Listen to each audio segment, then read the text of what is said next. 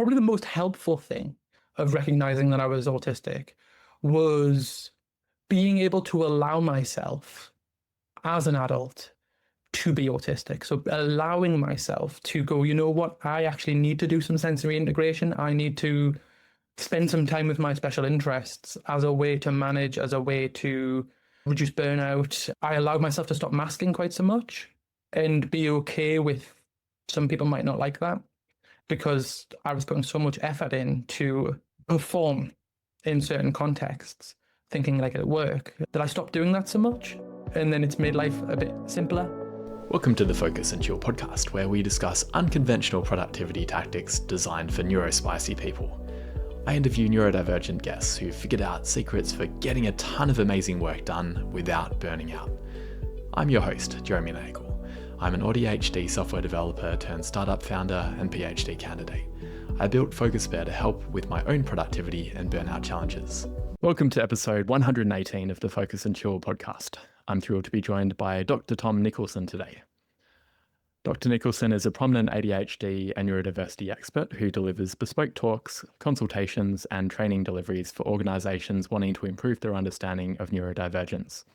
Tom holds a position as an assistant professor of mental health nursing at Northern University, where his research explores the lived experience of neurodivergence.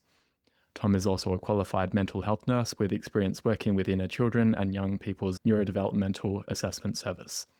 Diagnosed with ADHD in childhood, Tom uses his lived experience of ADHD alongside his clinical and academic background to give a nuanced and varied perspective to his work.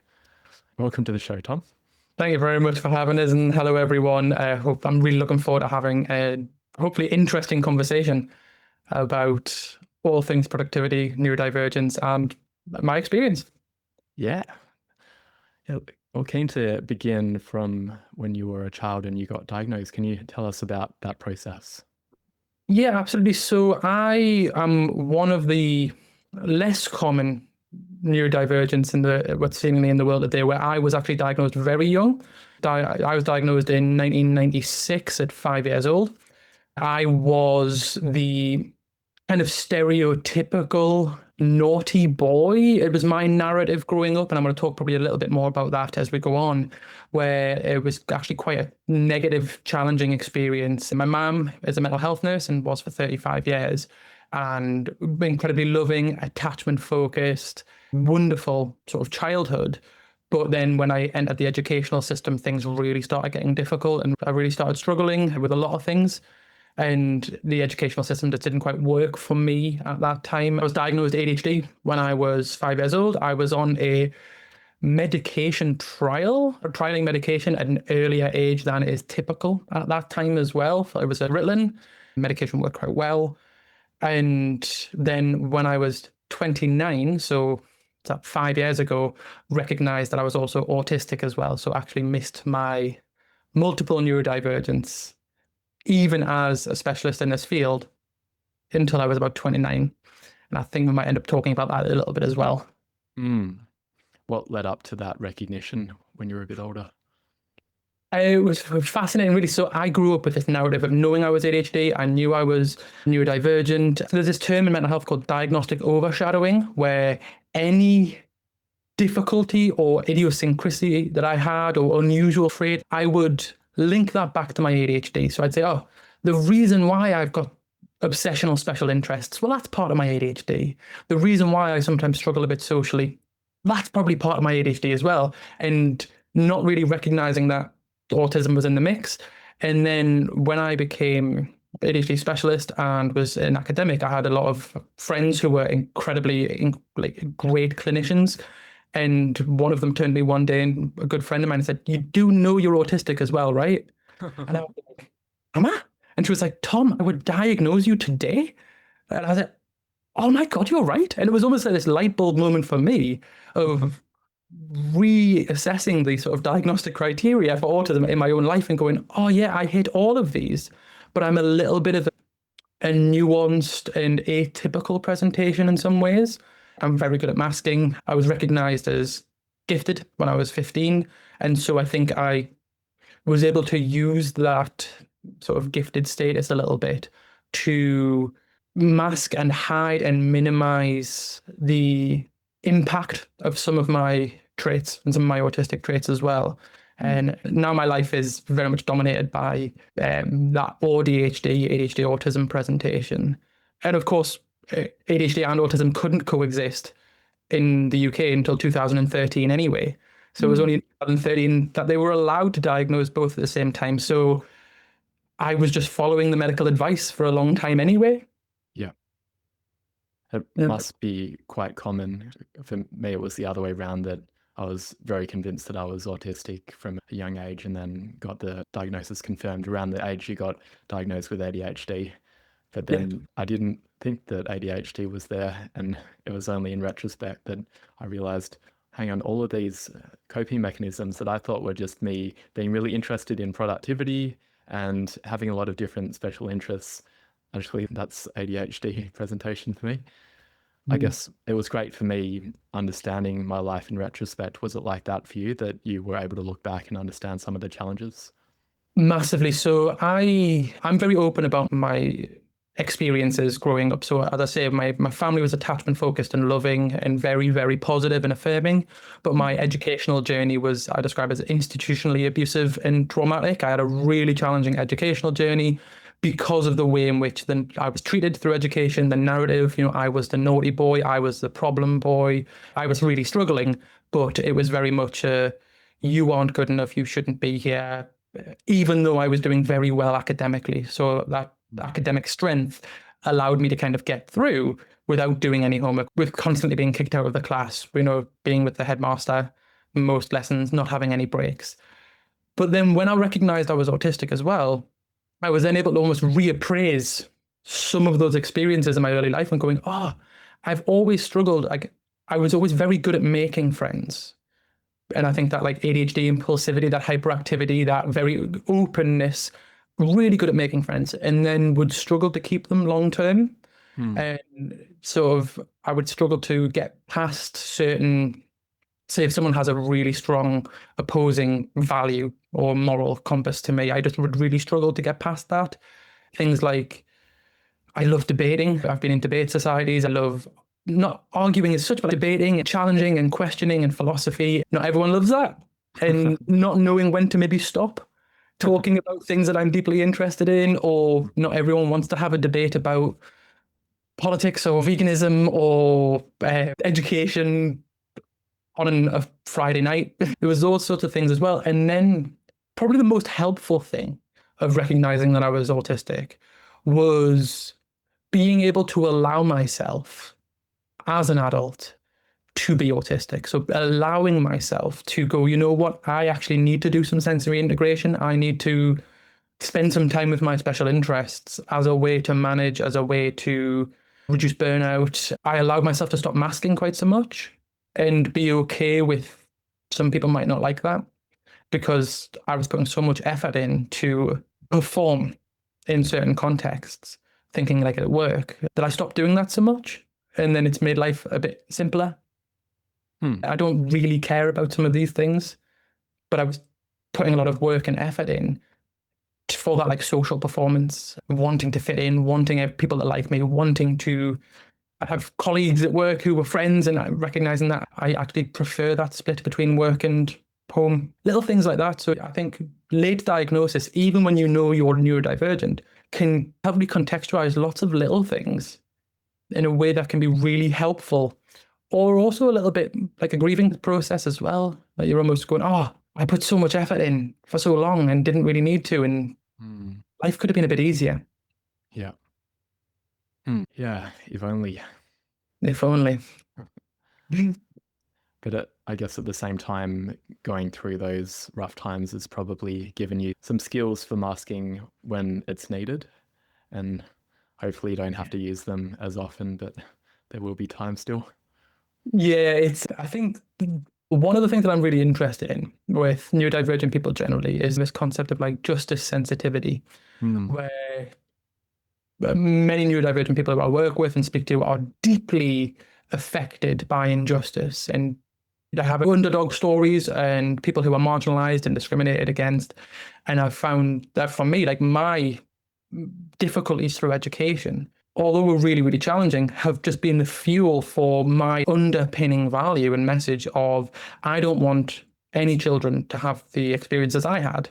And so all of my work now, my business, my university work, my nursing, it was all about, how do you change systems? How do you change narratives? How do you change society and culture so that children don't have these experiences and grow up with really damaging narratives, really damaging sort of traumatic experiences, because it doesn't need to happen.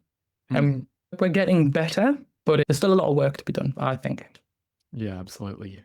And it's wonderful that you can bring your lived experience to bear. It gives a unique angle of being able to help people from a position of having been there before. Yeah. For me, I think that one of those like uniquenesses almost is that because I have the clinical experience and the academic and research experience and that lived experience, I describe it as like my triumvirate, where those three pillars allow, you've got the justification from the research, you've got the recognition from the clinical work, and then you've got the humanity from the lived experience. And you're able to reach more people because some people connect with that lived experience story, some people just connect with data, and some people connect with, what does medicine say? What does health say? What actually should we be doing? Yeah, that's wonderful. And on the topic of justice sensitivity, one thing I struggle with personally is there's so much injustice in the world and it can feel very overwhelming, and I can wear myself out trying to solve everything. Is that something that you've dealt with as well? Oh my, yeah, absolutely. It's really tough because there is so much injustice in the world. Unlike, 20 years ago, we are so aware of it. It is on every page of Reddit, on YouTube, front pages, every newspaper or newspaper site. It's just constantly bombarded with the sort of horrors of the lived reality for a lot of people right now. And this is globally, not just in where we live. You do want to fix everything. You do want to get involved in everything. And I think for me, I've had to really hone in on what do I have the power to influence, and focusing on those individual things. One of them being the treatment and experiences of neurodivergent people is my sort of the pinnacle of my pyramid, so to speak. But I've also had to do things like minimize news consumption. So recognizing that actually I don't need that, right? It's that like trying to avoid doom scrolling and just consuming evidence of injustice, but being powerless to do anything about it. And I think that's where it can get a really unhelpful cycle, and it can link to things like burnout. So we're sort of pulling that back and going, well, okay, so what can I do? What can I do in my local area? What can I do in the people I know personally? I'm in a position where I do influence things like policy, and I do influence sort of thousands of people. I think podcasts like this as well. So it's like thinking, well, we can do something, and that's really helpful, having that outlet to be able to make some positive changes where you can. Yeah, absolutely. I think that's a good way of thinking about it, of keeping it within your locus of control. And very, very much so. Yeah, I've had to minimize news as well because it's just never ending. So these days, you're able to influence thousands of people, and I'd say that's potentially due to some of your strengths that you have from a young age that maybe weren't recognized during your school years. What have you been able to bring to bear out of the way your marvelous brain works? So, yeah, I love how you're framing that question as well, by the way, because I'm one of those who I don't describe neurodivergence as a superpower, but I also don't describe it as inherently a disability and inherently disabling. I think it's contextually beneficial. Hyperactivity, for instance, is an incredibly helpful trait when you're an athlete. It's less of a helpful trait when you have to sit and do an exam. Impulsivity is helpful when you're an entrepreneur, and with entrepreneurialism, it's less helpful when it increases the risk of gambling addiction or addiction generally. So it's like there is nuance in these discussions. And for me, a lot of what I would consider my neurodivergent strengths today were considered weaknesses and problems when I was a child. So for instance, in my talks, I bring up my old school reports, and one of the reports is like, oh dear, perhaps we are going to have to curb this streak of independence so that Tom isn't quite so noticeable. Tom likes to be the center of attention and can be quite disruptive to achieve this. So they did my stories as a child, and that was a problem.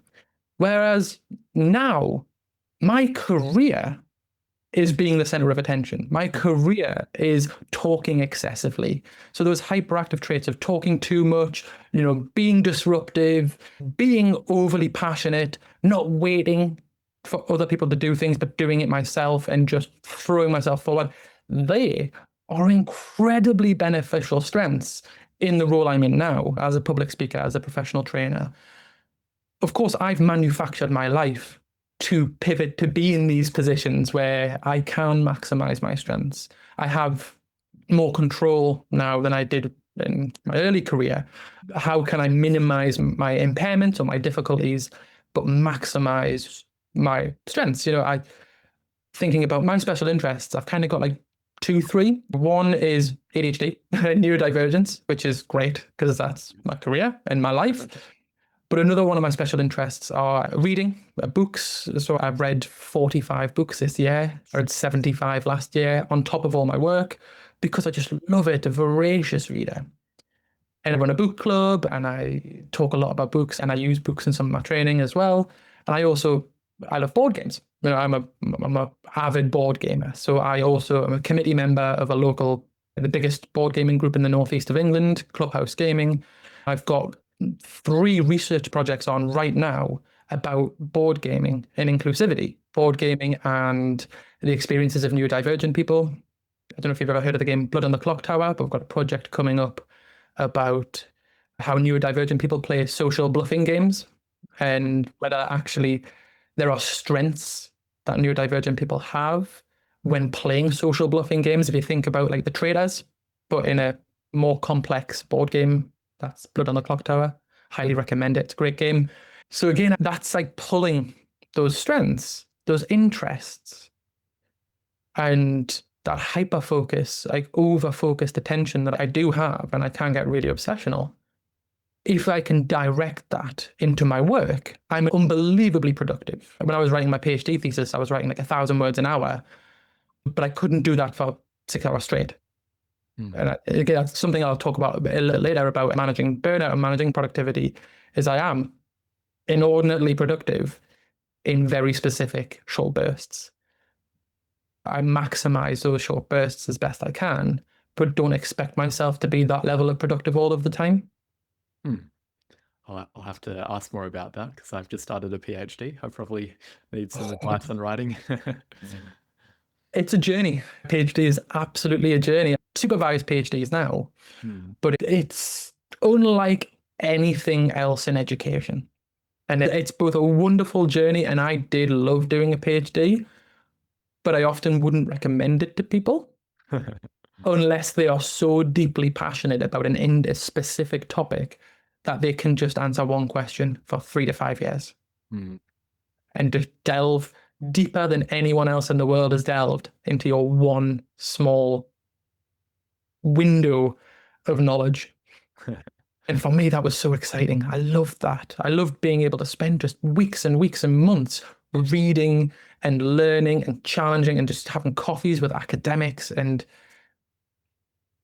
that process was great, but it is unending in a sense, although it does have an endpoint, of course. Like when you're in it, it's this like constant shadow of, am I working hard enough? I should probably be doing more. I need to be working more. I feel like I'm not writing enough. I feel like I'm not reading enough. And this constant imposter syndrome experience, that's kind of the most common PhD experience for so many people. So I do a lot of warning people about that it can be really amazing, but also that it's like having a shadow over your head for 3 to 5 years. That's, we know it, a lot of PhD students burn out because of the expectations that they place upon themselves, not necessarily the expectations that the PhD places on them. But that might be a separate conversation just about your PhD as well. Yeah, I've got a divergent question that I'll ask maybe later around that, of how you stick to one particular topic. But let's move on to what you're doing now in terms of your work. You do the public speaking, you've got research work. Tell us more about all the things that you do. Right. So, and let us try and do this as quick as I can because there's a lot. So I have my fingers in a lot of pies. I do a lot of different things, and that's part of how my brain works. Is I struggle to just work on one thing at one time. So I do work on loads of things at the same time in lots of different ways. So I have two jobs. My business is I'm a public speaker, a professional trainer. I train organizations in predominantly health and social care, but also corporate, on neurodivergence and neuroinclusion and how we can make life better for neurodivergent people. Lots of awareness training, but also like neuroinclusion reviews, call to action, keynote speeches, auditorium speeches, things like that. So that's my business. Separate to my business, I'm also an assistant professor of mental health nursing, where I teach nurses how to be nurses, and that's at Northumbria University. And I also do research. Now, my research is also semi-varied. So at the moment, I have a PhD student, Joe, who's doing an incredible project on the experiences of LGBTQ plus parents of neurodivergent children. So quite an intersectional PhD approach. I also have a lot of those research projects ongoing about neurodivergence in board gaming, women in board gaming. And I have just submitted, fingers crossed it's going to get published, a paper on the paradigms of ADHD. So there's that medical paradigm versus that neurodiversity paradigm, and actually how nuance has been lost in the discussion a little bit, and how we as professionals or academics or clinicians or social media influencers, how we can create our own paradigm and understand conversations and paradigms of neurodivergence, and how we can like take from that medical model what's helpful to us and take from that social model what's helpful for us to have more nuanced discussions. Because one of the things I'm getting worried about in this space now is nuance is leaving us a little bit, and we're getting a bit too polarized of very medical or very, very pro-social superpower narratives. And I think we're losing the people in the middle a little bit who don't have access to this sort of theoretical, conceptual understanding. So that's my uni work. Business-wise, I do a lot of training at the minute for a drug and alcohol service. So training all of their staff around working with neurodivergent substance use users and people with trauma, who have experienced a lot of trauma, and how can we support people with deep traumatic backgrounds who are also neurodivergent? How can we make services more accessible? I think I might be doing a TEDx talk coming up soon, so fingers crossed on that. And I also have some big summits, some like ADHD summits coming up, where I'll be talking to lots of people, which is very exciting, like in the tens of thousands access-wise. So it's really, exploding this year, which was my aim this year, was to develop more of a sort of an international presence, and still do what I'm doing locally and regionally and nationally in the UK, but also look to expand more to international speaking as well. I also have a 2-year-old, well, he's 3 next month. So, and I'm a very involved dad. So I don't work Mondays like at all. So I can spend all of Monday with my son. I do every bedtime, apart from I do 5 bedtimes a week. And that's just as important as all of it. It's more important than all of my work, is ensuring that I'm present as a dad and I'm modeling what is important in the world to my son as well.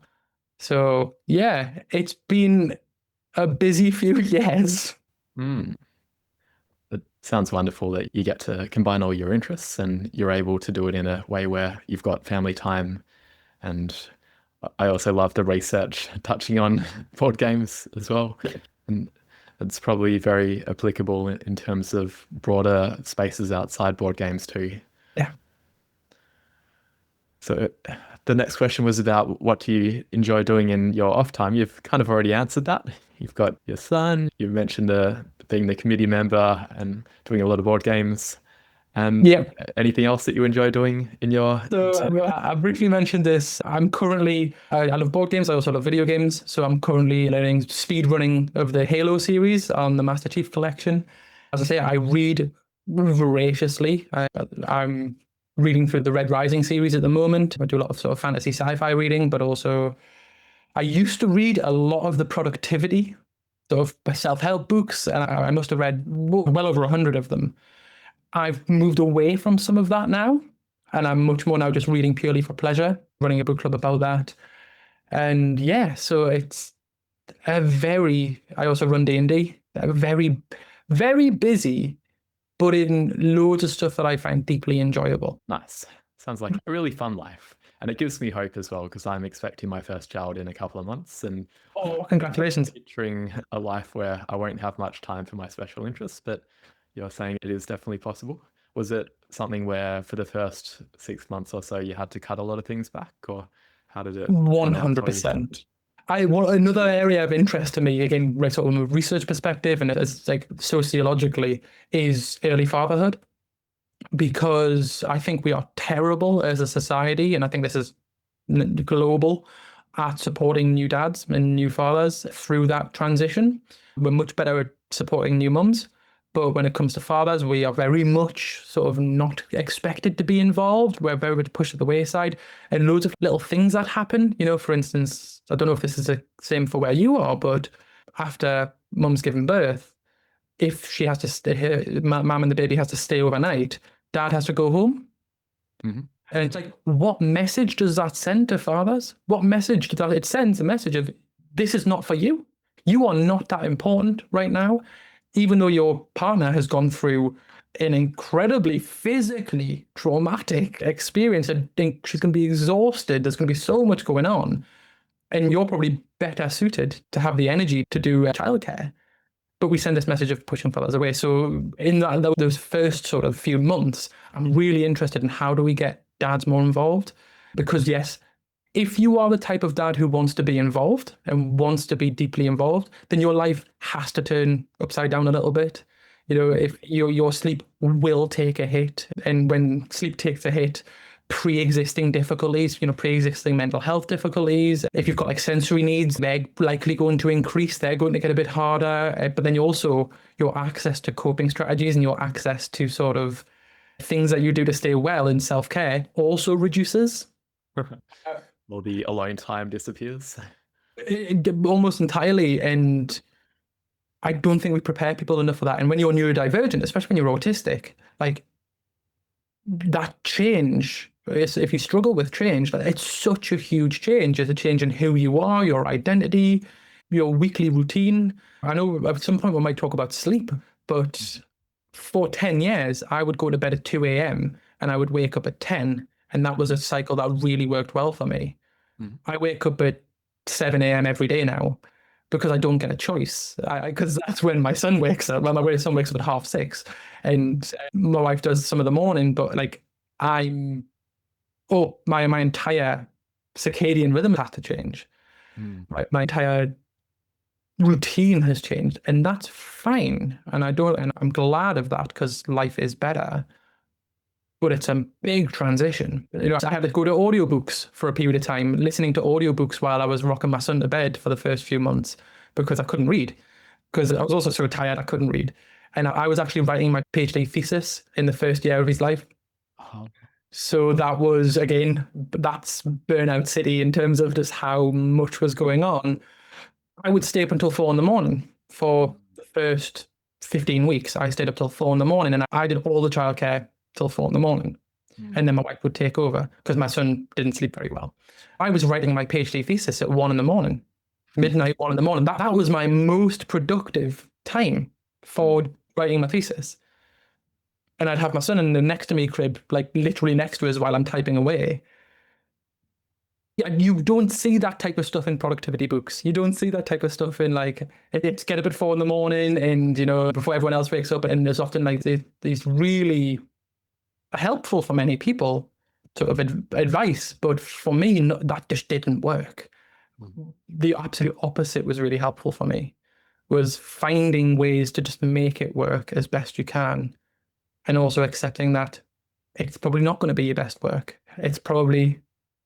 Your friendships are probably going to suffer because, especially if you're the only man or person in your friend group to have a child. If you're the first, it challenges the dynamic of friendships as well. And I think that's also something we don't talk about enough, because that impacts on productivity, that impacts on focus, that impacts on well-being. when new dads are almost making decisions between friends in the life they had, whether it was drinking and going out and partying and having a fun time like that, or playing loads of video games, versus being present as a father in this first year. So again, really tricky sort of social dynamics going on, which when you're neurodivergent can be even more complex to navigate. Okay, you're giving me a mixture of fear and hope. Sounds like it's going to get better after the first year, but first year is going to be tough. I'm going to be honest, I think it's often too sugar-coated. And people go, oh yeah, you'll be struggling to sleep. And it's like, you might be okay and your child might sleep well, but actually it might be really, really challenging. But also, the vast majority of the world have gotten through it. Yeah. Billions of people do this all the time. So it's not like it's something completely unattainable and undoable. It's a very normal sort of aspect of life. But I think the hustle culture and some of the culture around how do you, self-development, self-help, how do you be your best? How do you make more? How do you work more? How do you squeaking every ounce of productivity? That type of mindset in that first year can actually turn really toxic and really make it harder than it needs to. That was definitely a case for me, is that like, oh no, I'm falling behind. I need to be just as productive at work, even though I've got a 4-month-old who struggles to sleep and very present at home. So yeah, I think that's also a choice. There's a choice there as well, which is why I like to talk to people and warn people, because I know you're going to have a lot of listeners who will be new parents or are planning to be. I think as men, we don't talk enough about that early fatherhood, and we can save a lot of pain and a lot of strife by having really open conversations and going, if your friend has recently had a kid, check in a bit more, touch base, take them some food. That would be helpful.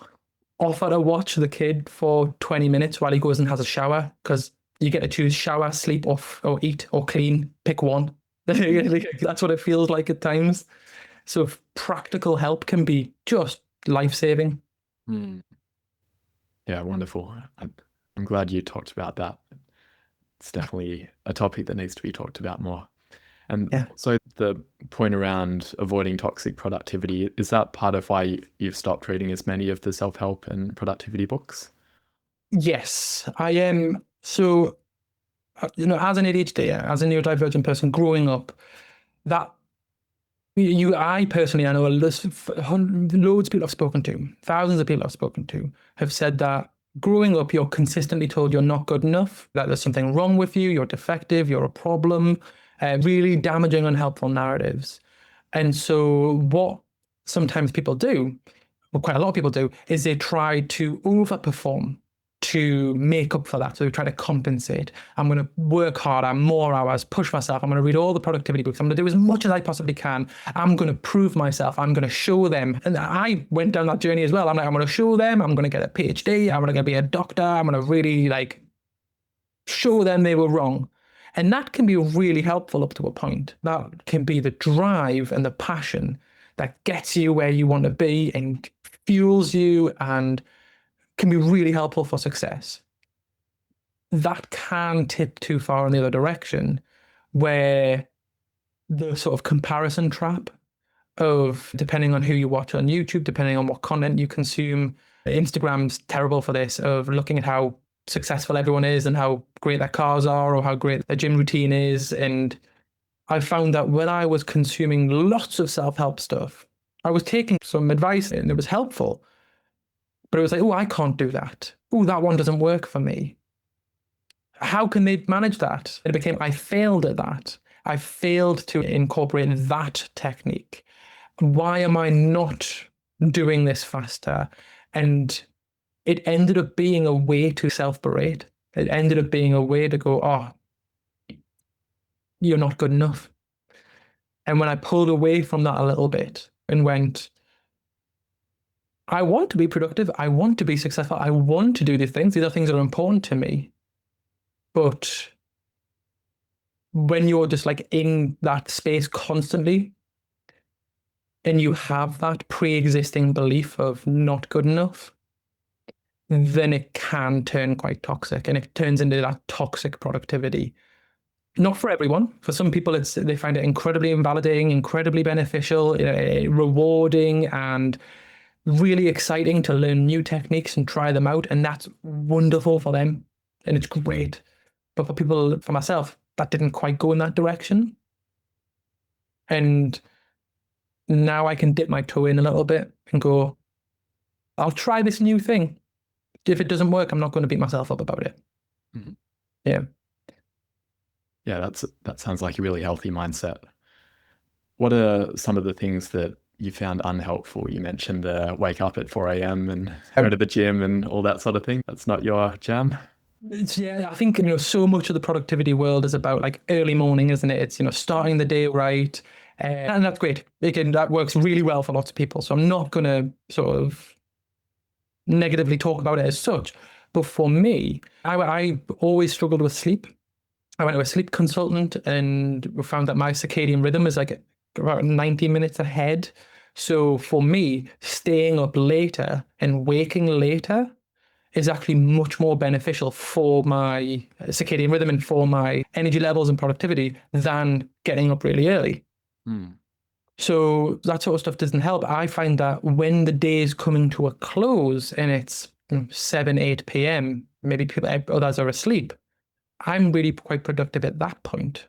Mm. Things like the Pomodoro is so ubiquitous. Everyone talks about it. I've never had it work for me because for me, it's like the idea of timers, I just get stressed. I'm like, when I'm interested in something, when I'm doing some work, I'm incredibly productive, as I said. And I want to hold on to that productivity. I want to utilize it with no distractions. So if I'm suddenly hyper focusing in on a piece of work and I work for 2 hours, I want nothing to impact that. After that 2 hours, I'm probably going to have a 2-hour break. I'm not going to have a 10-minute break. I'm going to have a prolonged break. My energy is not fluctuating is the wrong word, but I really cut myself a break in terms of if it's a day where it's just not working, if it's a day where, today is not going to be great work, I don't have the capacity today, I'm going to really prioritize self-care. I'm going to really prioritize, unless I absolutely have to do work that day, I'm going to play some games. I'm going to go for a walk. I'm going to go for a run. I'm going to spend some time with my son. And I'm not going to feel guilty about that because we can boom and bust cycle. We end up booming and busting if we constantly fight against what our bodies start telling us. We need some rest, man. We need not just physical rest, but cognitive rest or sensory rest. And often people will say, well, I'm resting. And it's like, wait, but are you actually resting? Are you resting in the way your body needs to rest? Are you recharging in the way your body needs to recharge? Or are you just sitting on the sofa watching telly stressed? Mm. So some of that, again, I think a lot of the routine aspects of things never quite worked for me because I kind of thrive a bit more on that chaos. I thrive a bit more on that spontaneity of being able to go, you know what, I'm going to do this today. And I'll be really effective at it. Of course, there's lots of challenges in relation to that as well. And it's not always ideal. I've got a very unique job role. I do not need to produce and perform at a 9 to 5 level every day. I need to have end products. So I need to have papers written. I need to have my teaching needs to be done. I need to do some talks and some training. When I do them is up to me. Who I do them for, obviously, is up to me, but also them, because I need people to actually fund it. But the timing of any of that is often very fluid. So I can work at midnight, I can work at 5 a.m, I can work in midday, I can work on a Saturday. But what I'll never do is work every day or all day. Mhm. Yeah. Yeah, that sounds like a sustainable approach, working with your body rhythms and your chronotype. I like it. Because I worked in a way that didn't do that for a while and did burn out. I had quite a significant burnout so it was during my PhD. I had a newborn and then lockdown hit. Mm. So in the middle of lockdown, we had all of my routines, all of my safety strategies, all of my self-care strategies fell out the window. I went from speaking to, as a lecturer, hundreds of people a day to staring at a screen with just blank grey boxes of people not putting their cameras on for a year. Yeah. And it just was completely demoralizing. Really struggled. I kept pushing and pushing and taking on more and taking on more. And I did burn out and I just couldn't work for about 4 months. Mm. The idea of like responding to an email, I couldn't do it. I'm really good at I'm good at this stuff. I can do this stuff. And I just couldn't.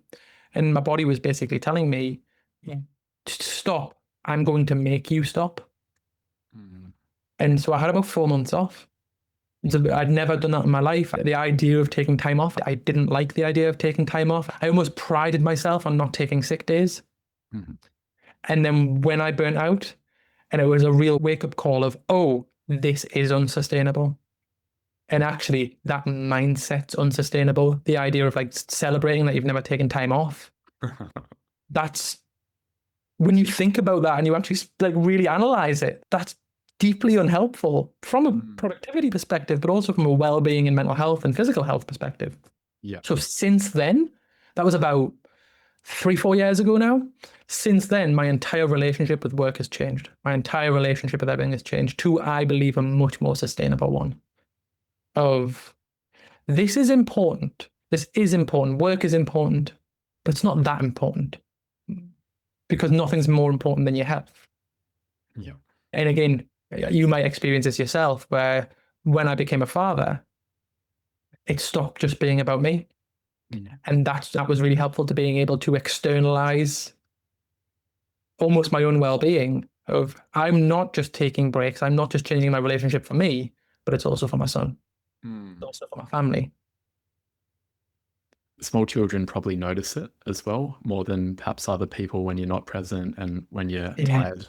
Because I guess in an adult workplace culture, people probably just accept it if you're a little bit off, but kids would notice it. They do. They internalize a lot of these things. Again, my wife's a trauma therapist as well. So mental health is very deeply ingrained in our world.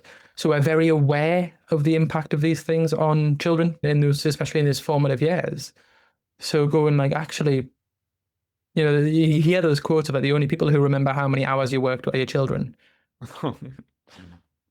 and that's sort of, but not in a positive way. And that just really stuck with us. It's really stuck with me in this, like, who am I doing this for at the end of the day?